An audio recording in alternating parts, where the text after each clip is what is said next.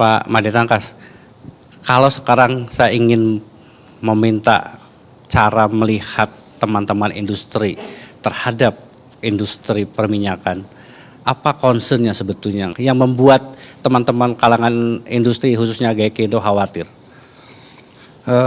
Ya, menyambung tadi dari Pak Faisal sudah menyampaikan bahwa kita perlu melihat realistik ke depan, dan khususnya kalau kita lihat memang dalam hal ini kita sangat concern dengan infrastruktur tadi ya.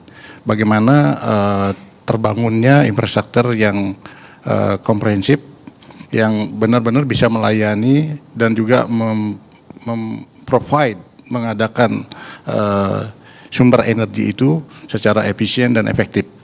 Dan tentunya yang hal lain terkait dengan teknologi. Dalam kaitan itu, memang di dalam dunia industri, khususnya juga otomotif, kita melihat saat ini bagaimana kita mengembangkan gas sebagai salah satu hal yang saya lihat sangat potensial sekali. Apakah di kalangan teman-teman industri, kalau tadi Bang Faisal mengatakan memang kita harus mulai bergeser dari minyak ke gas, apakah dari sisi teknologi dan pengembangan otomotifnya sendiri memungkinkan dan cukup visible dikembangkan mobil berbasis gas di Indonesia ini? Kalau kita lihat secara pengalaman apa yang sudah dilakukan untuk produk-produk yang menggunakan gas, sebenarnya sudah bisa dikatakan siap gitu ya, ada prototipenya sudah ada, dan malah sudah ada beberapa pelaku yang akan masuk ke Indonesia akan menggunakan dengan bahan bakar gas. Namun kalau kita lihat dari hal persoalan ini, kembali lagi adalah faktor infrastruktur. Bagaimana SPBG yang sudah siap kemudian melayani produk-produk yang menggunakan bahan bakar gas ini bisa ada di beberapa titik. Ada beberapa tempat, katakan sekarang di Jakarta aja, kalau kita lihat dari perencanaannya 40-an baru ada mungkin 12-13-an gitu ya.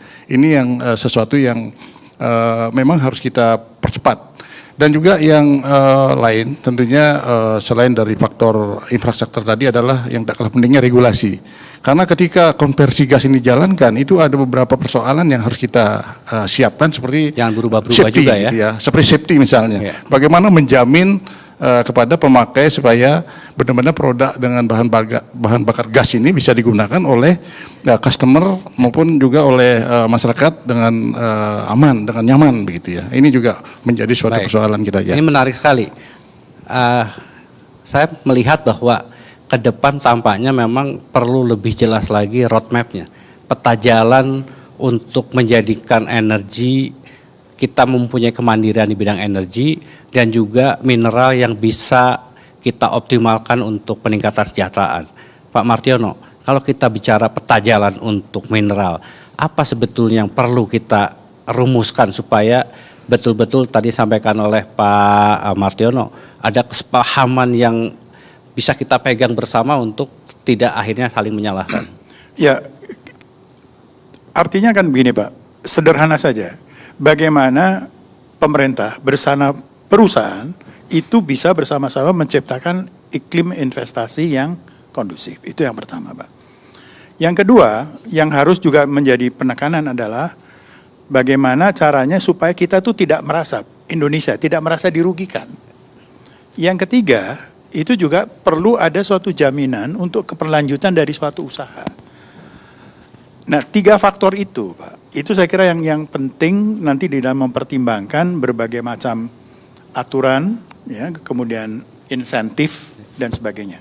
Ya. Tapi ada satu lagi Pak yang ingin saya sampaikan juga di sini. Pemerintah itu harus bisa membedakan mana perusahaan yang baik, mana yang perusahaan yang merugikan Republik. Itu harus jelas Pak. Selama ini kayaknya itu tidak dibedakan. Sekarang pukul rata, generalisasi ya. Saya kasih contoh, Pak.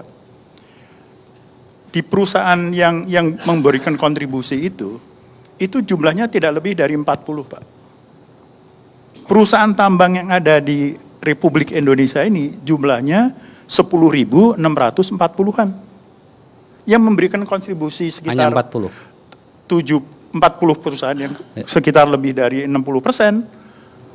Itu cuma 40 perusahaan, Pak.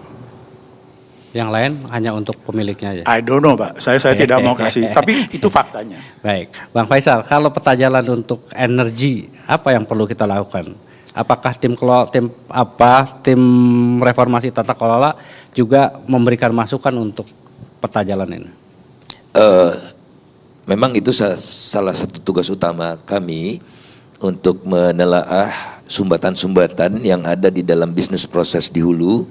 Jadi misalnya, tapi yang menarik menurut saya, pemerintah ini nggak nunggu rekomendasi final dari tim, pemerintahnya juga kerjanya cepat gitu. Dan untuk saya harus akui gitu, untuk beberapa aspek lebih progresif dari tim.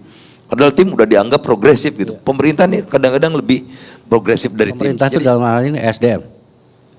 Pemerintah secara keseluruhan lah ya. Jadi misalnya tentang penerapan pajak bumi dan bangunan untuk proses eksplorasi itu most likely sudah tidak akan diberlakukan lagi gitu. Yang menjadi hambatan. Nah sekarang juga azas kabotas. Jadi drilling facility itu kan menyatu di dalam kapal. Kalau dari luar negeri masuk Indonesia boleh. Tapi kalau dari Cepu ke Samarinda misalnya itu udah nggak boleh karena ini kapal asing. Padahal ini kan bukan kapal pengangkut barang dan bukan kapal pengangkut spesifik manusia ini untuk komoditas gitu. itu ya. Ini hanya untuk minyak gitu. Karena juga, nah selama ini izinnya, ada izin, ada solusinya, harus ada izin dulu kalau untuk memindahkan. Izin penggunaan kapal luar negeri. Izinnya tiap 3 bulan. Perpanjang. Nah perpanjangnya belum keluar, ini udah selesai gitu kan. Jadi ribet. Nah hal-hal seperti ini direspons cepat. Nah jadi kami juga tidak akan menunggu seluruhnya selesai. Apa yang kami temukan kami sampaikan ke pemerintah dan sejauh ini pemerintah responsnya bagus. Apa yang bisa dijalankan, jalankan dulu. Jalankan.